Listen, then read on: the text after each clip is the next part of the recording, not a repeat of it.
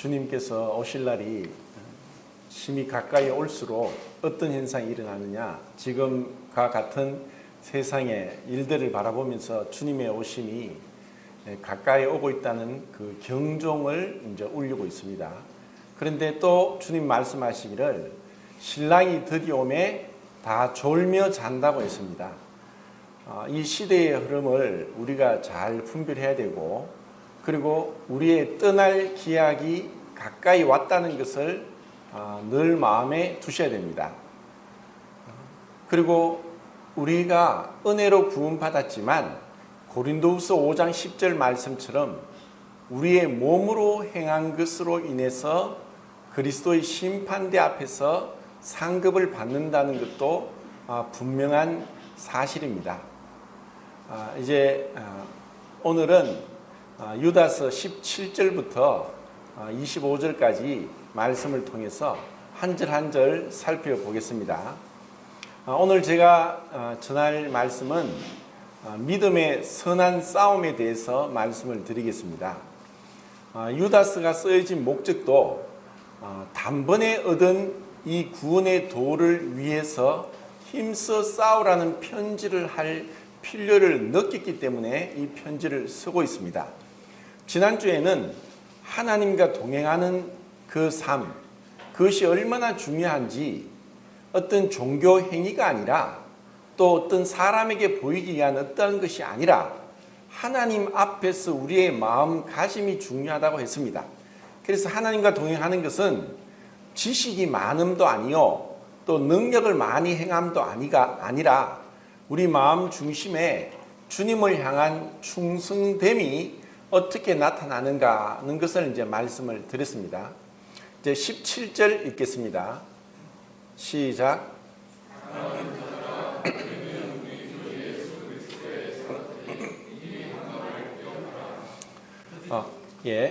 신앙에 있어서 로마서 8장에도 이제 나오는데, 신앙에 있어서 또 가장 중요한 첫 발걸음이 어디서부터 시작되는가?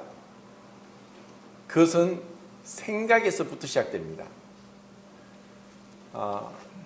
종교적인 행위를 하고 또 이 세상에서 종교를 추구하는 사람들은 항상 겉으로 드러난 것을 보고 평가를 합니다. 그 사람이 얼마나 많은 헌금을 했느냐, 또 얼마나 많은 업적을 이루었느냐, 얼마나 많은 지식이 있느냐, 이런, 또 얼마나 오랫동안 그런 종교생활을 했는가, 이렇게 판단을 하지만 하나님 앞에서는 사실 그 중심에서부터 주님으로부터 나왔느냐 아니면 내 자신의 자로부터 나왔느냐 하는 것을 주님이 보시기 때문에 우리의 생각이 그만큼 중요합니다. 그리고 이 생각은 우리에게 끊임없이 일어나고 있는데, 우리의 뇌는 마치 우주와 같습니다. 그 뉴런이라는 대뇌의 신경을 뉴런이라 그러고, 뉴런이 또 한 1000억 개가 있는데 그것이 시냅스를 통해서 신경 전달 물질이 이동되면서 생각하고 기억하고 판단하고 또 말하고 또 감정을 느끼고 하는 것입니다. 근데 그 시냅스가 거의 한 100조 개 정도 된다고 합니다. 하나님이 아니고서는 도저히 이런 인간의 뇌를 만드실 수가 없습니다. 그런데 그 우리의 뇌로 무엇을 생각하느냐, 무엇을 기억하느냐. 이스라엘 백성들이 430년간의 애굽 생활을 끝내고 출애굽을 합니다. 전적으로 하나님이 능력으로 출애굽했죠. 10가지 재앙을 통해서. 그리고 홍해를 가르고, 그리고 광야 생활을 거의 38년 이 끝나서 거의 40년이 됐을 즈음에 가나안 요단강 그 동편에 있는 모압 평지에 왔습니다. 그런데 그 40년 전에 애굽에서 나왔을 때 20세에서 50세까지 남자 60만 3,550명은 다 광야에서 죽었습니다. 이제 그 다음 세대가 60만 1,730명이 일어났는데, 이들에게 모세는 다시 한번 10계명을 말씀하고 있습니다. 출애굽기 20장에서 10계명이 나오고 신명기 5장에도 이제 40년 뒤에 이제 이 십계명을 말씀하고 있습니다. 그러고 나서 신명기에서 계속해서 반복되는 말씀이 있습니다. 기억하라, 기억하라. 한 15번 정도 나옵니다. 왜 기억하라고 말씀했을까? 기억한다는 것은 과거를 돌아보는 것입니다. 지난 40년을 돌아봤을 때 40년은 한 사람의 인생을 얘기할 수 있습니다. 그 40년 동안 그들이 어떠한 자였느냐? 애굽의 종이었습니다. 휴식도 없었고 어떤 보상도 없었고 눈을 뜨자마자 일해야 되고 일하지 않으면 맞아 죽고 밤이 늦도록 일을 해야 되고 또 그 다음날 똑같은 일을 계속 반복했어. 그의 자손이 태어나도 종이고 그의 손자가 태어나도 종이고 이 종된 생활을 430년을 했습니다. 그런데 하나님이 그 종된 자들, 종살이 하던 자들을 불러내 주신 것은 자유케 하기 위해서 또 하나님께 예배드리기 위해서 불러주셨습니다. 그런데 그들이 가데스 바네아에서 40일 동안 가나안 땅을 정탐하고 10명의 정탐꾼이 그 땅을 악평하고 우리는 들어갈 수 없다 하는 바람에 그들은 그 땅을 탐지한 하루를 1년으로 해서 40년 동안 광야를 방황합니다. 그런데 그 광야를 방황하면서도 10번이나 하나님을 시험하고 원망하고 불평하고 죄를 범함으로 인해서 많은 즉각적인 심판을 당했습니다. 그런데도 하나님이 그들이 멸절되지 않고 광야를 통과해서 이제 요단강 동편에까지 오게 했습니다. 그래서 기억하라. 기억하라. 하나님이 어떻게 너희를 구원하셨는지, 하나님이 너희들을 얼마나 오래 참으셨는지, 하나님이 너희를 얼마나 사랑하셨는지, 너희의 능력도 아니요 너희들의 어떤 선함도 아니다. 오직 주님의 긍휼하심과 자비하심으로 인해서 그들은 이제 가나안 땅을 바라보게 됐습니다. 이것은 우리도 마찬가지입니다. 우리가 믿음으로 행하고 말씀을 읽고 또 하지만 지난 날을 돌이켜보면 많은 얼룩이 있습니다. 부끄러움이 있습니다. 그래서 우리는 은혜로 우리를 이곳까지 인도해 오셨군요 하는 고백을 하게 됩니다. 우리가 무엇을 기억하는가?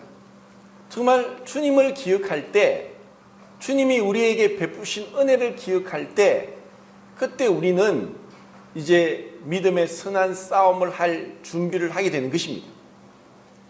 그러면 이러한 생각은 무엇을 보느냐, 무엇을 행하느냐, 경험하느냐에 따라서 우리의 생각은 그쪽으로 기울게 되어 있습니다. 우리가 세상에 있는 것들에 대해서 탐심이 있고 또 그것을 은근히 좋아하면서 그것이 마치 우리의 삶의 목표인 줄 알고 쫓아가다 보면은 몸은 주님 앞에 있는다고 할지라도 우리의 마음과 생각이 세상 가운데 있을 수 있습니다. 그래서 예수님은 롯의 처를 생각하라 라는 말씀을 하셨습니다. 롯의 처는 어떠했습니까? 천사가 와서 이끌어내 구원해 주는데도 뒤를 돌아보지 마라. 어떤 미련도 가지 마라. 그런데 그 롯의 아내에게 있어서는 그 소돔 성에서의 쾌락, 소돔 성에서 누렸던 그 많은 그 육신적인 쾌락들, 정신적인 만족들이 그 마음에서 떠나지 않았습니다. 그래서 그는 돌아봤습니다. 하나님의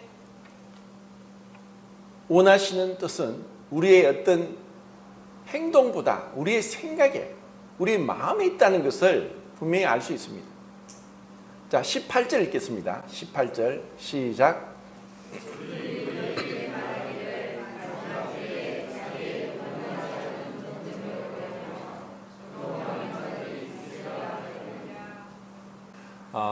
자, 자, 마지막 때에 어떠한 일이 있을 것인가? 많은 일들이 일어날 것입니다. 정말 우리 인간의 죄성이 얼마나 끔찍한가를 보게 될 것입니다. 사실 지난 우리의 인류 역사를 볼 때 인류 역사는 전쟁의 역사입니다. 그리고 전쟁이란 어떠한 것인가? 인간의 깊은 내면에 있는 죄성을 여실히 너무나 확연하게 드러내는 것이 전쟁입니다. 끔찍한 피비린내 나는, 내가 죽이지 않으면 내가 죽기 때문에 수단 방법을 가리지 않고 죽이려고 하는 끔찍한 살육의 현장이 전쟁입니다. 인류의 역사는 그 전쟁이 끊임없었습니다.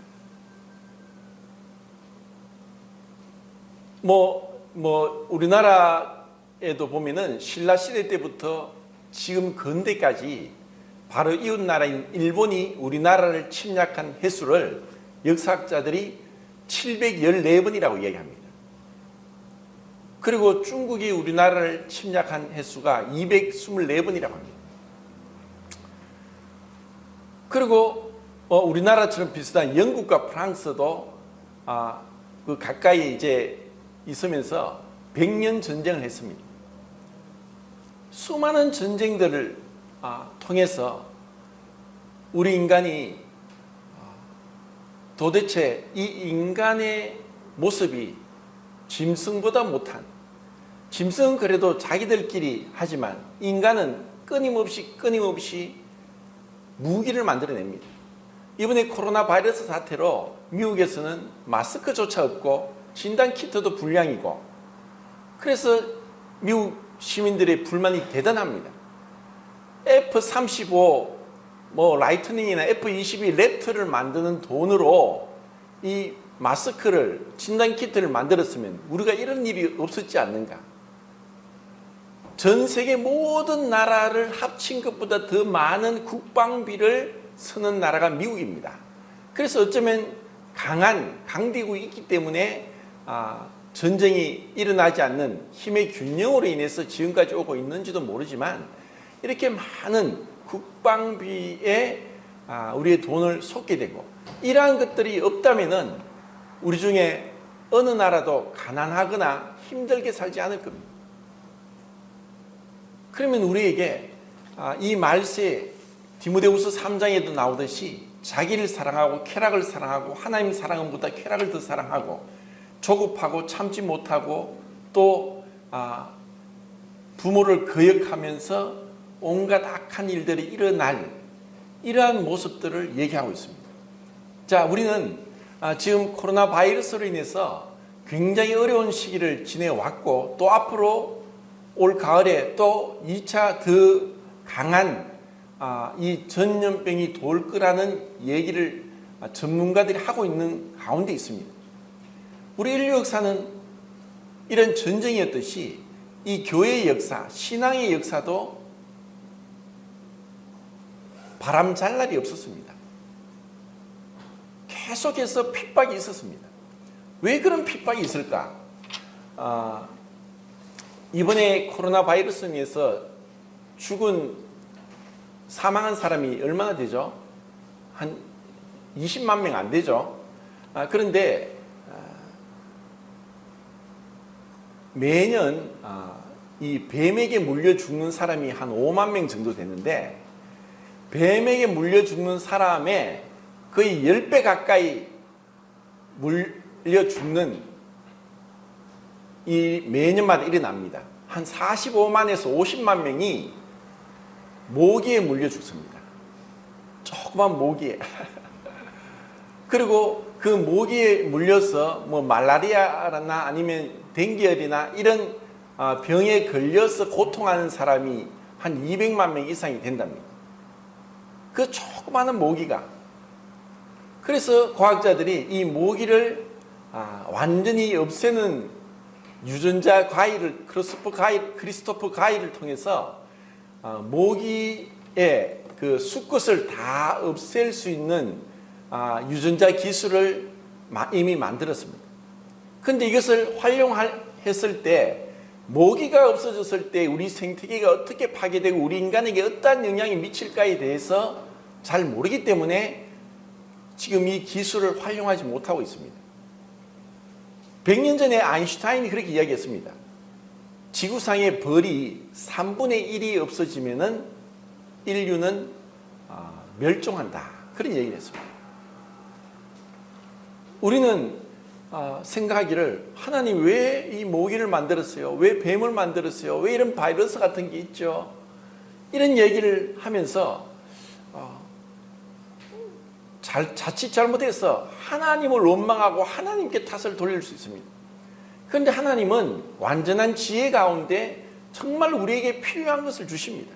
우리는 지금은 모르지만 그날에 가서 하나님께서 행하신 완전한 지혜, 그리고 그분께서 어떠한 공의도 만족되지 않는 것이 없이 그분의 완전한 공의가 드러날 것이고, 어떠한 사람도 어떠한 처벌을 받는 자도 하나님을 대항해서 하나님을 에게 반항할 수 없을 것입니다. 우리는 분명히 그것을 알고 있습니다. 그러면 이러한 어려움들이 이런 곤충이나 또 아니면 동물이나 또 아니면 바이러스나 이런 것을 통해서 하나님이 우리에게 생각하게 합니다. 공부할 때 생각해라. 기쁠 때, 즐거울 때 노래해라. 찬양해라.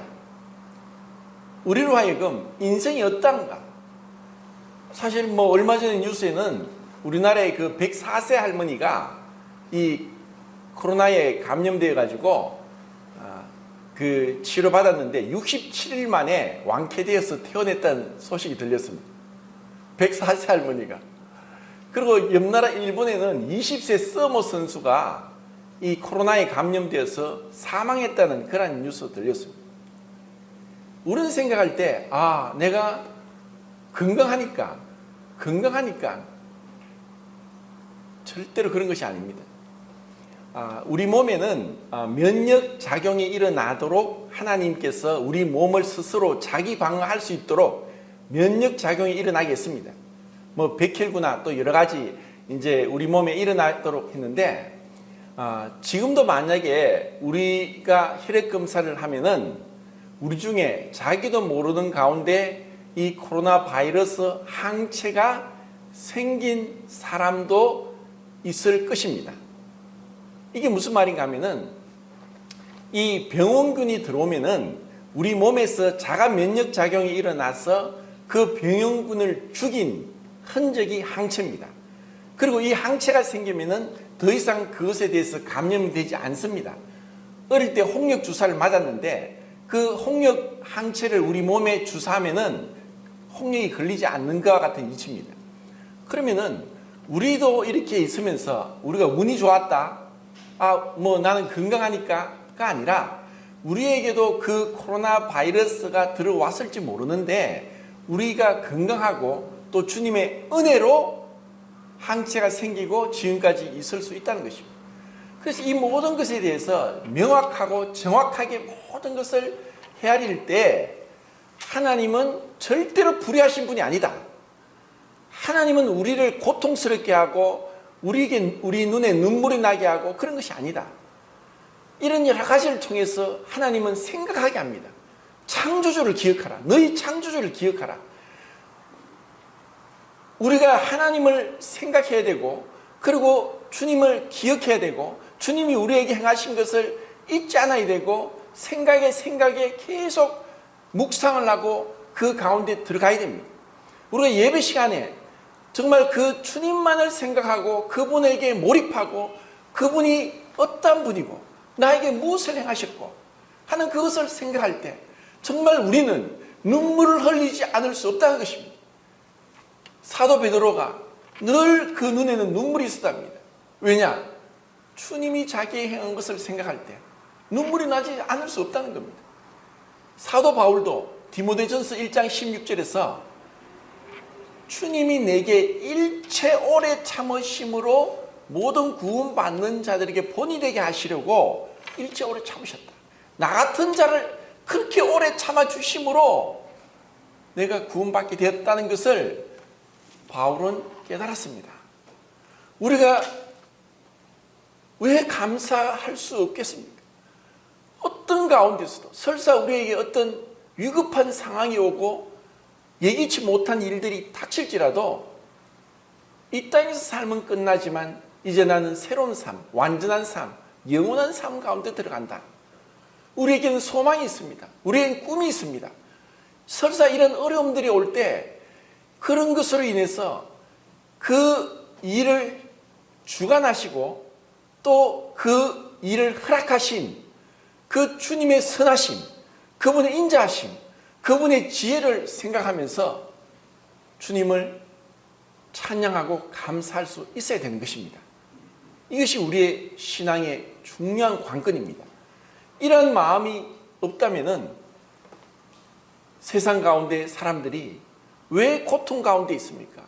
왜 힘든 삶을 삽니까? 기쁨이 없고 감사가 없습니다. 왜 기쁨이 없습니까? 감정에 대한 주님의 성령으로 절제가 되지 않을 때 우리의 감정은 시소를 탑니다. 그런데 우리가 주님께 사로잡히면은 어떻게 기뻐할 수 있습니까? 항상 기뻐할 수 있습니다.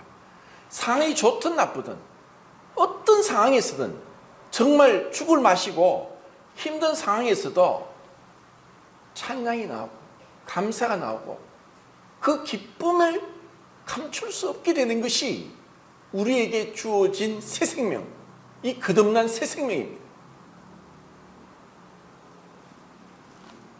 제 19절 읽겠습니다. 19절 시작.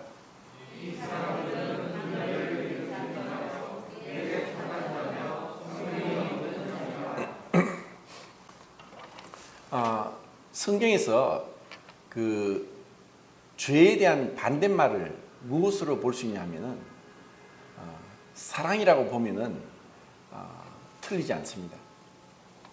죄의 반대는 사랑입니다. 자, 죄는 분리시키는 것입니다. 죄가 들어와서 하나님과 사람 사이를 분리시켰습니다. 그리고 사람과 사람 사이, 자기 갈비뼈로 만든 분신 중에 분신, 내 뼈 중에 뼈요, 내 살 중에 살이라고 했던 그 아내마저에게도 비난하고 서로 다투게 되는 죄가 사람과 사람 사이를 분리시켰습니다. 그리고 그 죄의 결과인 사망은, 첫째 사망은 육체와 영혼을 분리시킵니다.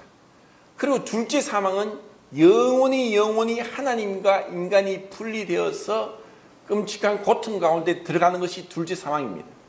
죄는 끊임없이 분리를 일어나게 합니다. 코로나 바이러스로 인해서 사회적 거리두기, 생활 방역, 마스크 끼고 2m 거리 유지하고 식사하지 않고, 죄가 뭐냐? 바이러스보다 더 무서운 건 죄라는 것입니다. 바이러스가 보다 더 무서운, 바이러스에 감염되지 않았더라도 우리가 주님 안에서 죄의 권세로부터 죄를 처리하고 끊임없이 주님의 십자가의 보혈로 용서되었다는 것, 그리스도의 십자가와 함께 못 박혀 죽었다는 것을 내 삶에 적용해서 그 주님의 부활의 생명 가운데 우리가 행하지 못하면은 그 작은 죄부터 시작해서 점점 우리의 삶을 갉아먹게 하고 성도의 친밀한 교제를 깨뜨립니다. 뭐 때문에? 죄 때문에. 예배당에 들어오시면서 체온을 다 체크했을 겁니다. 37.5도가 넘으면은 여기 있지 못하고 돌아가야 됩니다.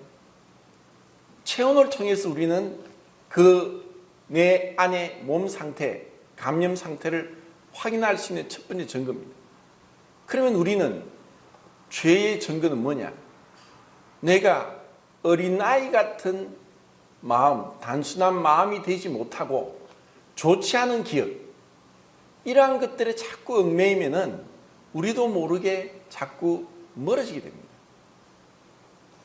그래서 우리는 생각이 마치 컴퓨터를 끄고 다시 재부팅하듯 리셋 버튼을 눌러서 다시 시작하듯 끊임없이 주님 앞에 어린아이 같은 마음, 단순한 마음, 순준한 마음을 얻도록 기도해야 되고 사모해야 됩니다.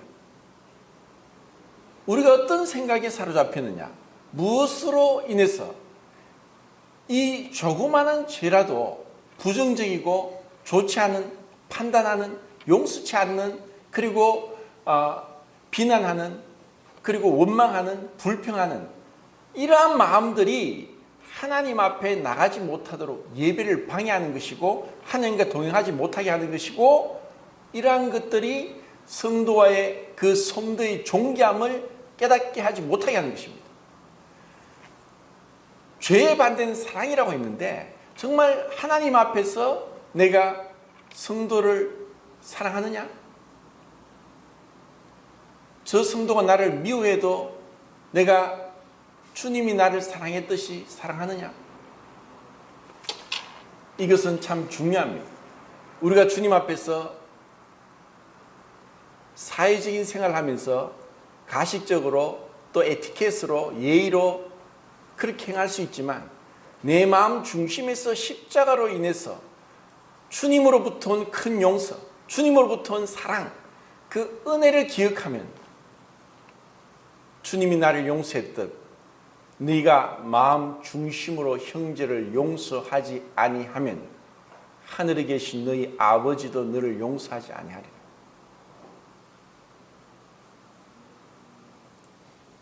죄는 분리를 일으키고 그리고 육신적인 겁니다. 육신의 반대는 뭡니까? 성령입니다.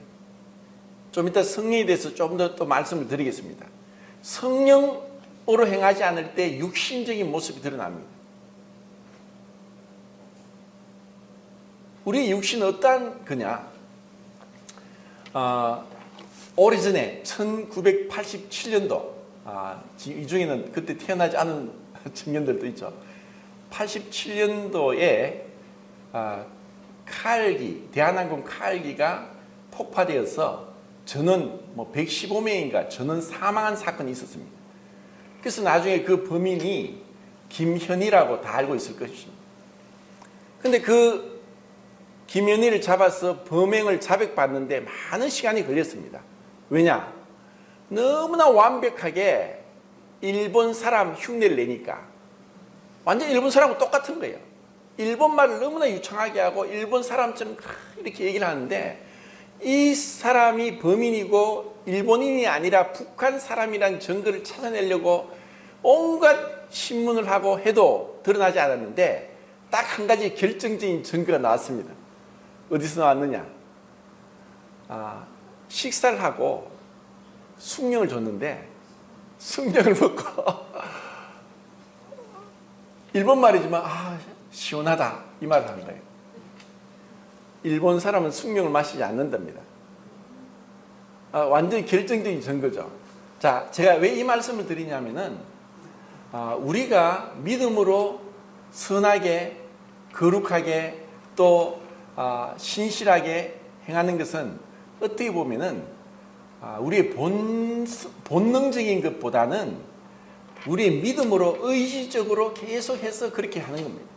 근데 그 김현희가 숭늉을 마시고 시원하다고 얘기한 것처럼 본능적으로 우리는 우리 안에 우리의 목구멍은 열린 무덤이여 그 혀로는 속임을 베풀고 그 입에는 독사의 독이 있고 하는 것처럼 우리의 말로 우리의 행실로 이러한 것이 드러납니다.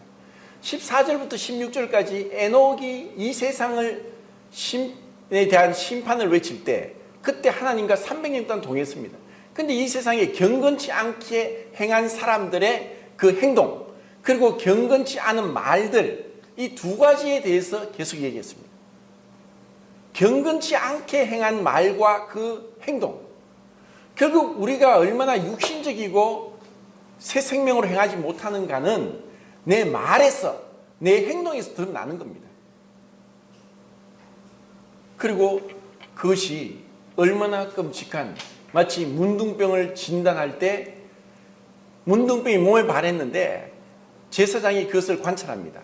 그런데 몸에 새살이 돋아나면, 난육이 나면은 또다시 일주일 감금합니다. 아니 어떻게 새살이 돋아났는데 또 감금을 일주일 동안 합니까? 그런데 또 그 다음 일주일 지나고 나서 문둥병을 살피다가 또 새살이 돋아나면 또 일주일 감금을 시킵니다. 그런데 새살이 돋아나지 않고 온몸에 다 문둥병이 발했으면은 그때서야 비로소 네가 정하다 깨끗하다 하면서 속죄제 번제 제사를 드리겠습니다. 새살을 제가 말씀을 드렸죠. 뭐라고 했습니까? 우리의 육신적인 죄성입니다. 이것은 너무나 자연스럽게 일어납니다. 중국의 유명한 그 그리스도인 워치만 리가 그런 얘기했습니다. 누군가 와서 당신의 뺨을 뭐 두 말 안 하고 그냥 세게 후려쳤다. 눈에 별이 번쩍번쩍할 정도로 그리 뺨을 맞았다. 그러면은 모든 사람은 화가 치밀고 분노가 일어나고 같이 곧바로 치고받고 싸우든지 그런 일이 일어납니다.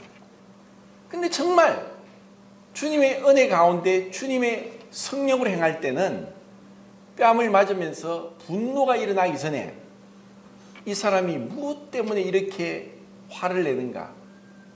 이 사람이 이렇게 화를 내어서 그 화가 진정된다면 내 다른 쪽 뺨도 돌려대 주어야겠다 하는 주님의 마음이 일어난다는 것입니다. 그런데 우리는 대부분 그렇지 않습니다. 어떻게 누가 그러겠습니까? 자그마한 것에도 대꾸하고 반항하고 똑같이 싸우려고 합니다. 이것이 죄성입니다.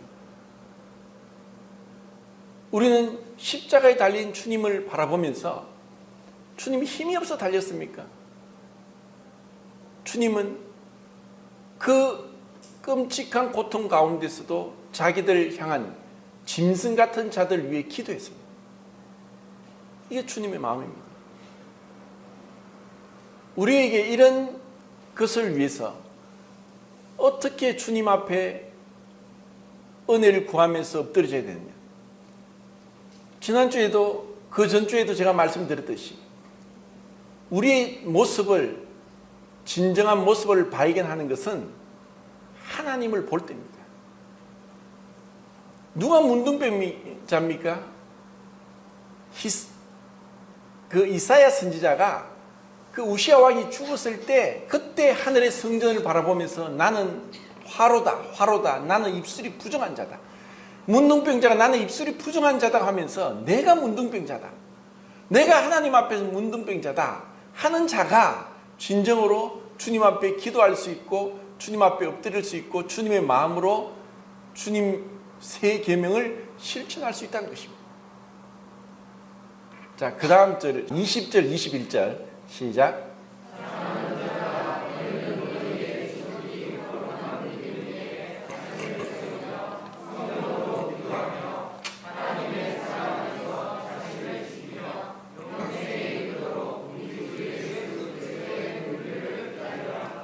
자, 믿음의 선한 싸움에 7가지가 나오는데 우선 4가지를 이제 20절, 21절 통해서 보겠습니다. 너희의 지극히 거룩한 믿음 위에 자기를 건축하고 성령으로 기도하고 하나님의 사랑 안에서 자기를 지키며 영생에 이르도록 우리 주 예수 그리스도의 긍휼을 기다리라. 자, 이것이 우리가 믿음의 선한 싸움을 하기 위한 4가지 싸움의 방법입니다. 자, 우선 지극히 거룩한 믿음. 이 믿음은 모든 사람의 것이 아닙니다. 믿음은 하나님의 선물입니다. 이 믿음 위에 자기를 건축하는 것입니다. 이것을 베드로후서에서는 8가지로 이야기합니다. 믿음의 위에 덕을, 덕 위에 지식을, 지식 위에 절제를, 절제 위에 인내를, 인내 위에 경건을, 경건 위에 형제 우애를, 형제 우애에 사랑을 공급하라. 자, 이 믿음은 시작이고 출발입니다. 흔히 이 믿음이 다다, 믿음만 있으면 된다고 하는 것은 자기를 속일 수 있는 것입니다. 이 믿음으로 인해서 사랑으로 연결되지 않으면은 그것은 불완전한 것입니다. 지극히 거룩한 믿음임에도 불구하고, 그리고 그것이 지극히 거룩한 믿음의 증거는 뭐냐? 이렇게 덕과 지식과 절제와 인내와 경건과 사랑이 드러날 때 그것이 지극히 거룩한 하나님으로부터 온 선물이라는 것을 알게 되는 것입니다.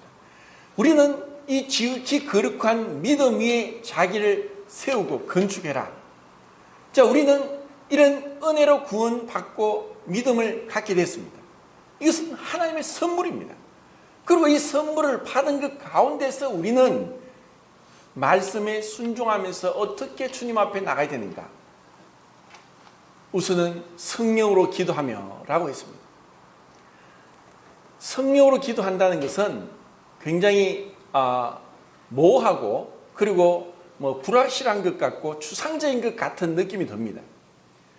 사실 우리가 이것을 성령으로 기도하느냐 아니면 내가 내 스스로 자아에서 나오는 기도냐 하고 이것을 따지고 판단하고 분별하다 보면은 또 오류에 빠집니다. 구약시대 제사장들이 제사를 드릴 때 그 성물의 죄근을 담당하는 제사를 드리게 했습니다. 가장 거룩한 성물 가운데도 죄가 있다는 것을 나타냅니다.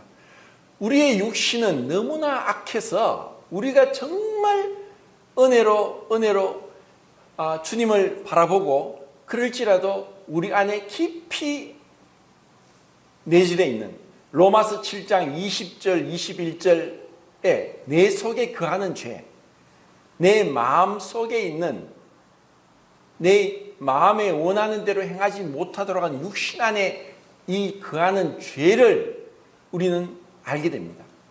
내가 주님 말씀대로 살려고 할수록 어떤 분이 40일 금식 기도를 하고 40일 기도하고 마치고 나왔는데 자기 아내가 마음 상하는 얘기를 하니까 자기도 모르게 화를 내더랍니다.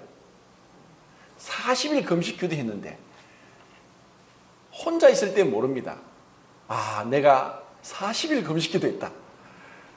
죽을 고비를 넘기면서 그랬지만 그것으로 자신이 어떻게 거룩해지고 완전히 이루어졌다고 할 수 없는 것입니다.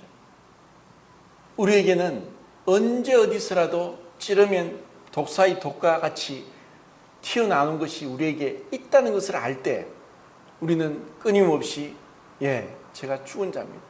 죽을 수밖에 없는 자고 십자가에 못 박혀야 되는 자고 못 박힌 자이고 그리고 주님과 함께 연합되어서 장사되었습니다. 끝났습니다. 나에게 선한 것도 나에게 약한 것도 나에게 추한 것도 다 나 옆에 필요 없는 것입니다. 그런 마음으로 성령으로 기도하는 것입니다. 그리고 기도는 의지의 절제라고 했습니다. 내 의지, 내가 행하고자 하는 내한테 아무리 선한 것이라도 주님으로부터 오지 않은 육신적인 것은 주님 앞에 불타버릴 것입니다. 성령으로 기도해라. 성령으로 주님의 그 영, 주님이 주시는 그 성령으로 기도한다는 것은 그분의 순결하심과 그분의 거룩하심을 예민하게 따라가는 것입니다. 우리는 너무나 육신이 빠릅니다. 기도하기 전에 행하고 기도하기 전에 말하고 기도하기 전에 판단하고 기도하기 전에 그렇게 합니다. 고린도전서 4장 2절부터 4절까지 보면 2절 말씀이 맡은 자에게 구할 것은 충성이다 했습니다. 그리고 바울이 나도 나를 판단치 않는다. 오직 나를 판단하실 분은 주님이시다. 다른 사람들이 어떤 판단에 자기는 개의치 않는다고 했습니다. 왜냐? 그렇게 하다 보면 또 육신대로 나가는 것이기 때문에.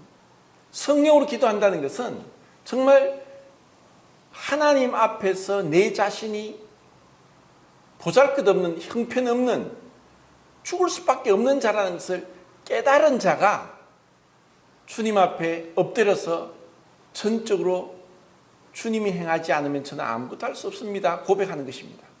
제가 오늘 아침에도 알버트 맥쉐인의 형제님의 그 글을 이제 올렸는데 성령으로 기도한다는 것은 하나님 앞에 자신의 연약함, 보잘것없음, 자신의 죄악됨을 진실로 깨달은 자가 성령으로 기도한다.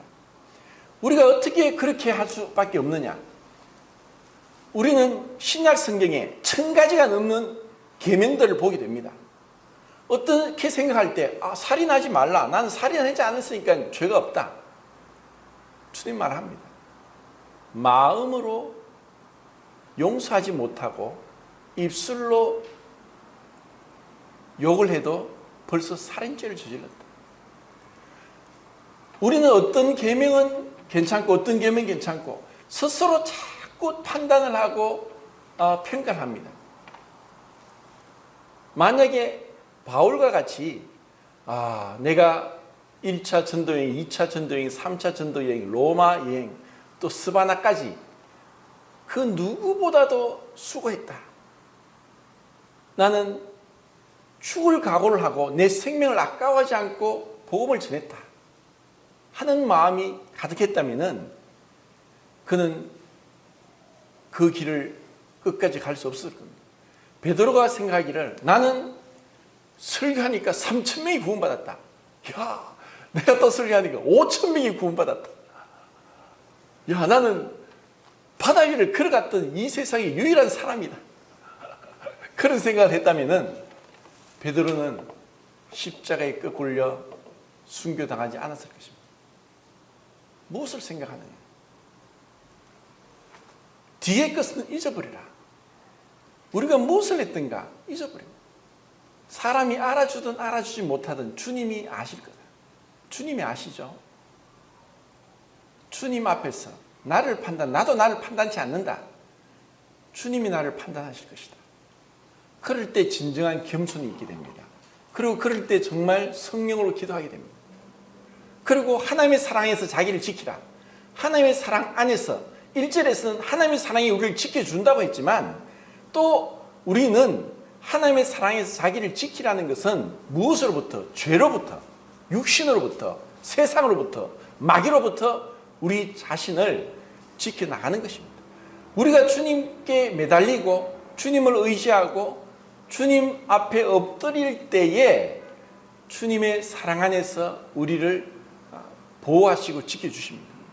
베드로서 1장에서도 우리의 믿음으로 우리를 보호하시고 우리의 그 지극히 거룩한 믿음 위에 그리고 성령으로 기도하면서 하나님의 사랑 안에 자기를 지킬 때에 그때 우리는 영생에 이르도록 주 예수 그리스도의 긍휼을 기다리는 주님의 재림을 사모하는 에녹과 같은 그런 마음을 갖게 됩니다. 우리는 분명히 영생은 시간적 개념이 아니라 요한복음 5장 24절 말씀처럼 영생을 얻은 자입니다. 그런데 영생에 이르도록 이것은 시간적인 개념이라기보다 관계적인 개념.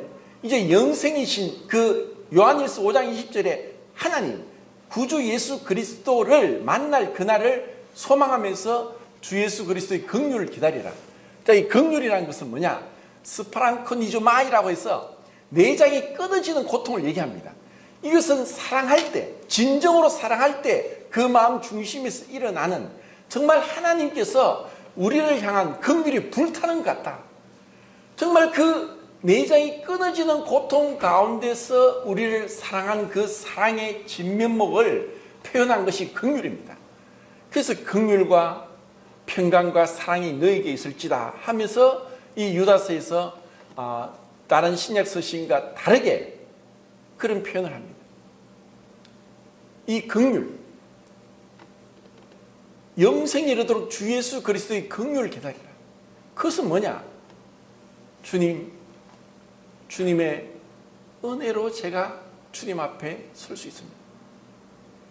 이것을 잊어버린 자는 내가 이제 죄사함 받았다. 나는 이제 의인이다. 진정으로 거룩하신 주님 앞에 있을 때 내가 내 스스로 그렇게 감히 말할 수 있겠습니까? 주님의 은혜가 아니면 설 수 없습니다. 주님의 은혜가 저를 지금까지 붙들어 주셨습니다. 주님의 은혜가 저의 모든 죄를 용납하셨습니다. 주님의 그 긍휼하심, 그 내장이 끊어지는 것 같은 고통 가운데 나를 낳으셨습니다. 지금도 나를 붙들고 계십니다. 이런 마음을 갖게 됩니다. 자, 22절, 23절 읽겠습니다. 22절, 23절 시작.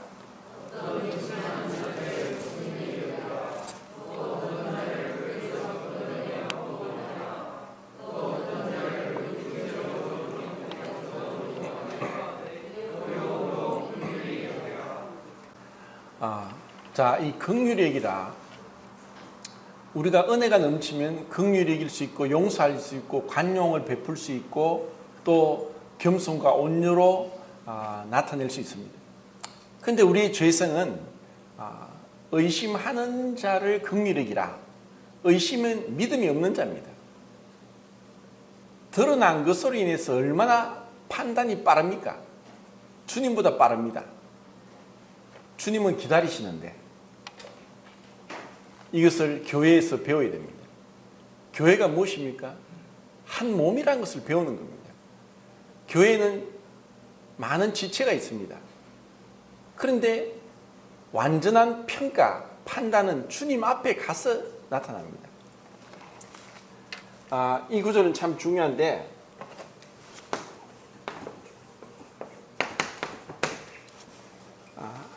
마가복음 4장 22절 말씀은 좀 어렵게 번역이 됐는데 숨겨진 것이 드러나지 않을 것이 없고 감추어진 것이 나타나지 않을 것이 없다라고 했습니다. 이 세상은 죄악 가운데 있습니다. 지금 사람들 보기에 떵떵거리고 또 추앙받고 그리고 훌륭한 사람이라고 하는 사람들 겉으로 그렇지 그 내면은 우리가 모릅니다. 우리는 누구도 온전하게 알 수 없습니다. 어떻게 보면 나 자신도 내가 잘 모릅니다. 그런데 우리는 너무나 쉽게 그 불완전한 지식, 잘못된 지식, 그리고 왜곡된 지식으로 쉽게 판단합니다. 이것이 하나님 앞에 예배 드리는 가장 큰 장애물이고 사랑의 장애물입니다. 우리에게는 이러한 것이 있기 때문에 주님이 오실 때까지 기다려라. 자, 이렇게 우리가 판단하는 것은 주님의 자리에 올라가는 것입니다. 선악과를 먹음으로 인해서 선과 악을 내가 정하겠다. 얼마나 무서운 것입니까? 그 앞절에 보면은 모세의 실체를 인해서 사단과 미가엘이 다투면서 미가엘이 뭐라고 합니까?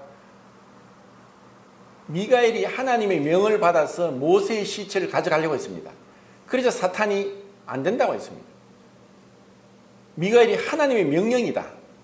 그런데 사단은 못 주겠다. 그때 미가엘이 주께서 너를 판단하시길 원한다. 미가엘은 그 군대 장관이고 천사장입니다. 그런데 미가엘이 주께서 너를 판단하시길 원한다. 참 중요한 말씀입니다. 주님이 판단할 때까지 우리는 침묵을 지켜야 됩니다. 그리고 입술을 절제해야 됩니다. 그리고 내 생각을 절제해야 됩니다. 의심하는 자를 긍휼히 여기라. 판단하는데 어떻게 긍휼히 여기겠습니까? 이미 내 마음에 등급을 매겼고 정죄하는데 어떻게 긍휼히 여기겠습니까? 오래전에 사진인데 일본이 공업화, 산업화가 되면서 그 산업 폐기물인 수은이 흘러나와서 수은이 물에 들어가서 수은 중독으로 생긴 병이 이따이 병, 미나마타 병이라는 이 병이 생겼습니다. 수은 중독병. 그 이따이 병하고 미나마타 병에 걸리면은 뇌성마비 장애보다 더 끔찍한 모습이 됩니다. 몸이 베베 트이면서 뼈만 남고 그런 흉측한 괴물 같은 모습이 됩니다. 사람들이 보면 그냥 눈을 감고 고개를 돌릴 정도로 끔찍한 모습입니다. 그런데 어떤 여자가 이 청년의 바싹 마른 이 몸을 안고 있는 사진이 나왔는데 그 미나마타 병에 걸린 그 청년을 안고 있는 사람은 그 청년의 어머니였습니다. 다른 사람은 다 고개를 돌리고 외면하고 판단하고 할지라도 그 어머니에게 있어서는 아들입니다. 우리에게 그 마음이 필요한 겁니다. 주님의 마음. 죄가 들어오니까 첫 번째 어떤 결과가 나왔습니까? 형이 동생을 죽였습니다. 가인이 아벨을 죽였어요. 죄가 얼마나 무서운 것입니까?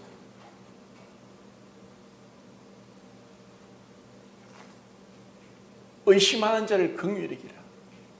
우리에게 긍휼을 주십시오. 주님이 나를 긍휼히 여기셔서 지금까지 오게 하셨듯이 긍휼에 풍성하신 하나님이 죄와 허물로 죽은 나를 살리셨는데 주님, 저에게도 긍휼하는 마음을 주십시오. 판단하지 않고. 그리고 두 번째는 불에서 들어가 있는 자를 끌어내라. 끌어내라는 원어가 하르파조라는 단어인데 우리가 휴거될 때 주님이 우리를 확 끌어내어서 이 세상에서 낚아채서 하늘로 데려갈 때 하르파조라는 단어를 씁니다. 불에서 끌어내는 것은 마치 그 롯을 아브라함의 중보 기도로 인해서 소돔성에서 끌어내듯이 우리가 지금 이 땅에 있는 것은 불에서 심판받을 자들을 향한 중보 기도, 그리고 성도라고 할지라도 도덕적인 죄나 교리인정에 빠질 수 있습니다. 그것을 두고 우리는 그들을 이끌어내야 될 책임이 있지, 판단은 주님이 하시는 겁니다.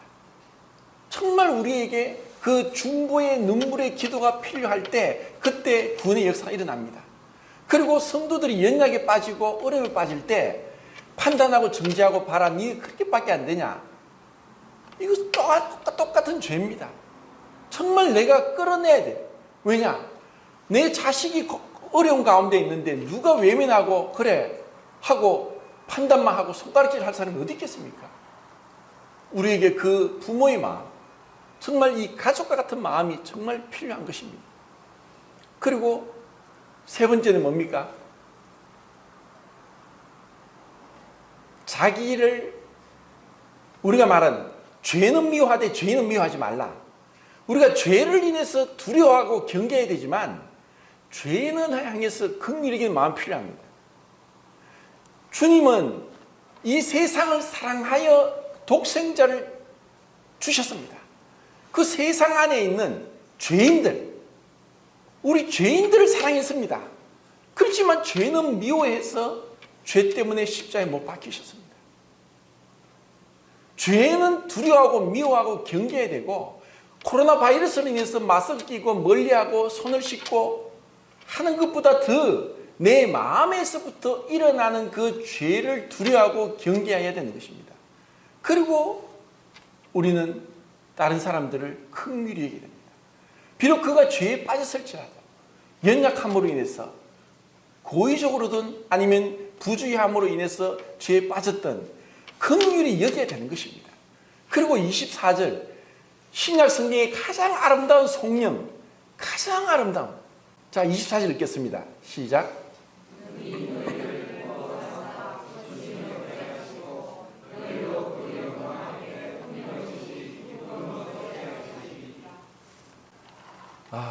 이건 읽을 때마다 기쁩니다. 주님이 우리를 보호하십니다. 그침이 없이, 부족함이 없이, 흠도 점도 티도 없이 주님이 우리를 은혜로 긍휼하심으로 우리를 세울 겁니다. 그리고 혹시나 우리 안에 불순물이 있고 또 허물이 있을 때 주님께서 그것을 깨끗하게 씻기시고 천국에 들어가게 하실 겁니다. 그래서 더 이상 죄로 인해서 어떠한 고통도 없는, 눈물도 사망도 없는 그 천국에 영원히 거하게 하실 겁니다. 정말 우리에게 이 지극히 거룩한 믿음 위에 자기를 세우고 성령으로 기도하고 하나님의 사랑 안에서 자기를 지키고 영생에 이르도록 주 예수의 긍휼을 기다리며, 그리고 의심하는 자를 긍휼히 여기고, 그리고 그 죄 가운데 있는, 불 가운데 있는 자를 이끌어내고, 그리고 자기를 지켜 죄를 두려워하고 경계하면서 죄인들을 긍휼히 여기는 그 마음이 정말 우리에게 믿음의 선한 싸움을 싸우게 하고 살아있도다 착하고 충성된 종하는 칭찬을 받게 한다는 것입니다. 그리고 주님이 그런 믿음 가운데 있는 자들에게 능히 우리를 거침이 없이, 흠도 점도 티도 없이 주님 앞에 즐거움으로 앞에 서게 하실 겁니다. 이 소망이 우리에게 있습니다. 지난주에 충성이라는 단어를 영어로 보면 faithful 해서 신실한, 믿을 만한, 흔들림 없는, steadfast 이란 뜻인데, 우리가 이런 믿음으로 교회 안에 이런 믿음으로 설사 은사가 부족하고 지식이 부족하고 할지라도 이렇게 충성된, 그리고 이 믿음의 선한 싸움에서 자기를 지키면서 선한 싸움을 하고 있는 자들을 통해서 주님은 연약한 자를 보호하실 것이고, 주님이 나에게 하셨듯이 우리도 다른 사람에게 은혜를 베풀 수 있을 것입니다. 그리고 우리 모두가 다 함께 즐거움으로 그분 앞에 서게 될 것이고, 이런 소망 가운데 주님의 오심을 사모하면서 주님과 동행하는 그런 삶이, 또 믿음의 선한 싸움을 싸우기를 바랍니다.